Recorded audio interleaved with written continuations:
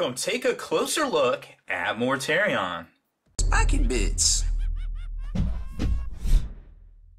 What's up, Hobby Maniacs? Rob Baer with you again today, taking a closer look at Mr. Mortarion, the Lord of Decay, the Fly Lord, so to speak, of Nurgle. This guy is pretty fresh. I have to admit, I was a skeptic at first. I was like, 140 bucks. I don't know, how good could he be? Let's take a look at the kit. And once I got in there and I started kind of, assembling this bad boy and getting everything lined up and the flash trimmed down, I started to realize, oh, well, this is attached using blue tack right now. I started to realize we have it sectionalized so we can paint it right here.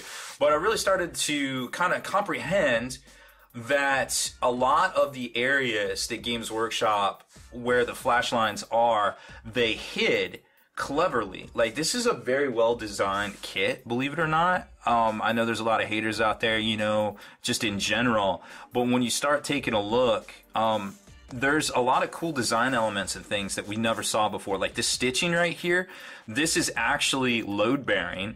It kind of functions like a zipper, literally holding these two pieces together. And there's a lot of instances of that. One right back here as well. I don't know if you can kind of see it, but right back here on this leading edge right here to hold the model down to the base right here. And there's a lot of that. There's a lot of overlapping seams and things that you're going to find once you're putting this model together, where between like the hose work and things, there's a lot of overlap. Now, I left silence off because I wasn't sure if I wanted to paint it separate, and I know there's little wisps that go on here. We have a bunch of extra pieces to kind of show you. So, I just kind of blue tacked them on here. The head is actually not glued down either. This is removable. That,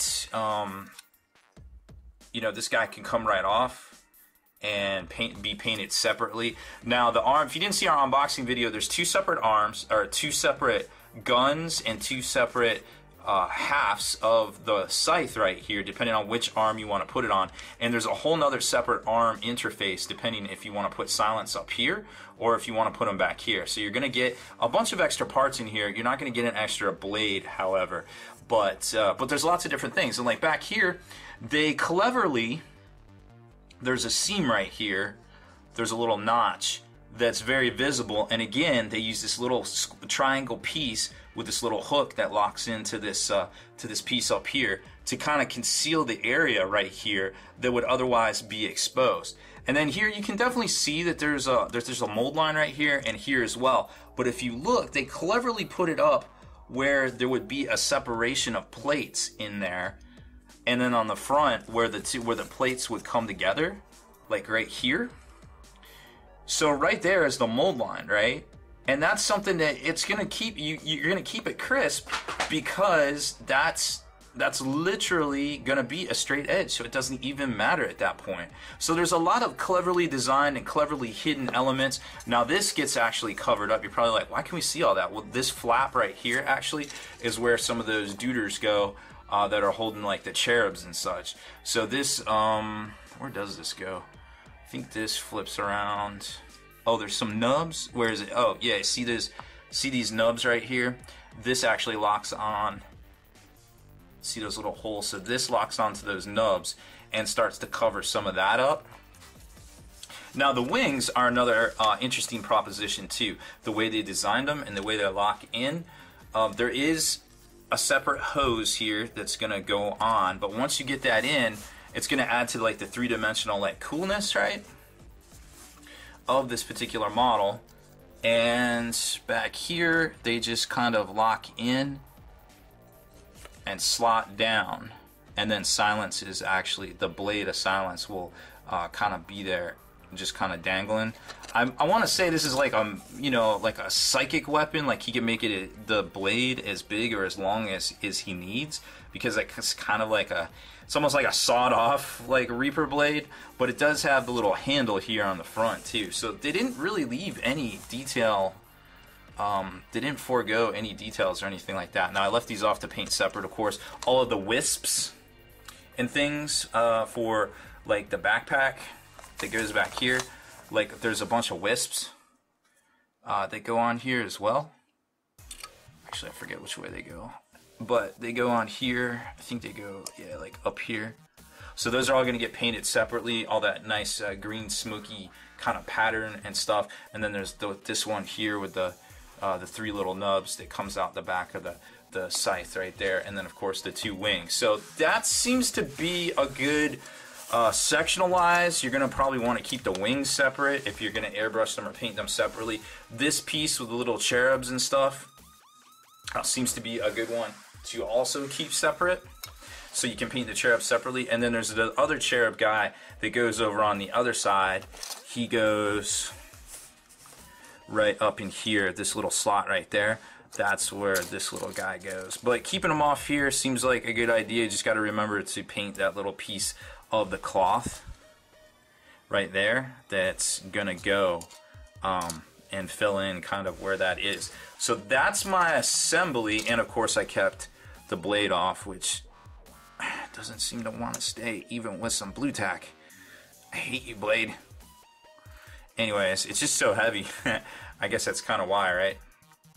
But very dynamic pose. Like I said, there's 2 different ways to do it. There is 2 different heads. They are not 2 different designed heads. One's looking down the barrel of the lantern, and the other one is looking forward if you put silence in this hand. So literally the same head with the same inside of the head. Everything else is the same cowl, the same rebreather, the same mask, and everything like that. Now, I know what you're probably thinking, like, hey, how does this guy size up to a lot of other miniatures out there that we currently know? Like, how does he size up to his brother, the Demon Primarch Magnus? Well, I have one right here to show you. And here he is. There's Mr. Magnus. Now, of course, remember the scythe goes out a little bit, but that kind of gives you an idea. Random post-it number 52 kind of gives you an idea of just how big he is. Now with the wingspan, let's take a look. Slide this guy over here, see what we're working with, and it looks like for the most part, I want to say that the wingspan is about the same. That definitely looks pretty close once it's locked in. I would say it's probably on par with Magnus for sure, because remember both of these wings are the same height on Mortarion. So I would say he's definitely about that big. And let's see how he stacks up. I'll put him back here in the background. Let's see how he stacks up to the brand new Redemptor Dreadnought. Rawr!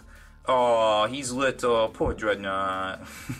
He is the same size base though, but he is a little small. And then of course, one of the other Big Daddy models out there, the Imperial Knight, seems to be about on par with both of them once you start putting their wings on and such. Something like this. Oh, I gotta lock it in. Okay, yep, there we go. So it definitely gives you an idea of the true scale of all of these guys right here.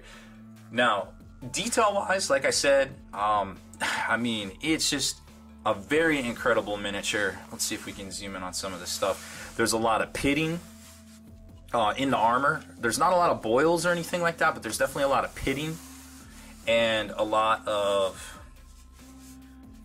how do you say, I guess just detail in general. Just a lot of cool stuff that I really want to point out to you guys. I think this really kind of marks almost a fundamental shift in design theory for Games Workshop, just because you've got this so large of a kit that was almost interchangeable for the most part. You have your Death Guard symbol, which is this actually wasn't, yes, this was a separate bit. Up here you got some Nurgle symbol, which was a separate bit. You can see a lot of the pitting and a lot of the scoring, and then along with a lot of the armor trim up here. The lantern itself is a multi-part assembly with a little plasma kind of fuel canisters on the side of it, and then it's got an extra open kind of vent system that goes on each side right there. And then there's all sorts of little studs.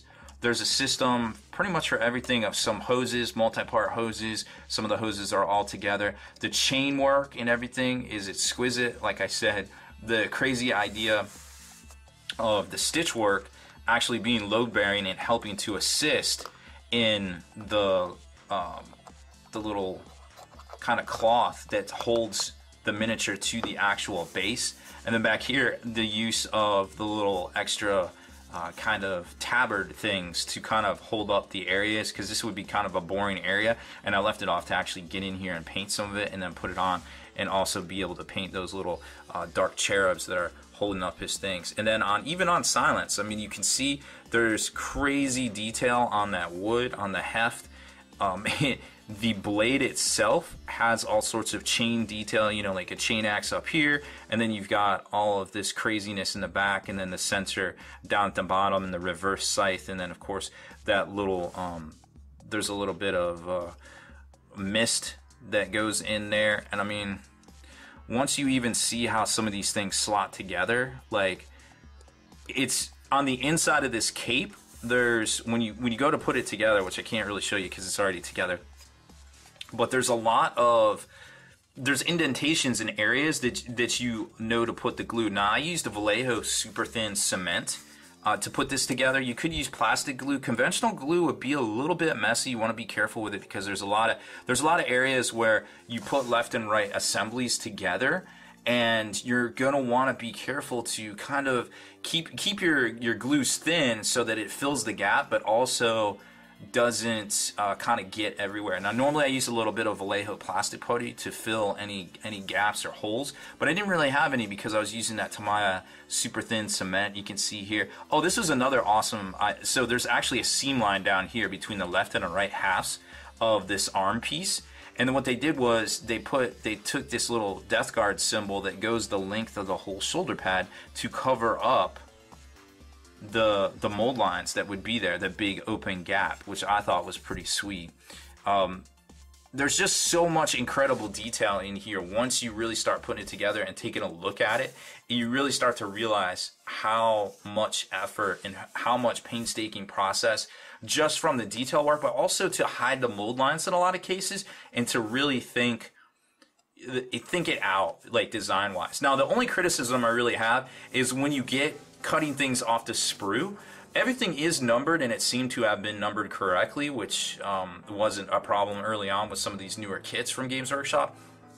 But none of it is in order. Like, you would think that, hey, if I'm going to start with, part number 1, and I need part number 1, it's going to be in the top right corner of the sprue.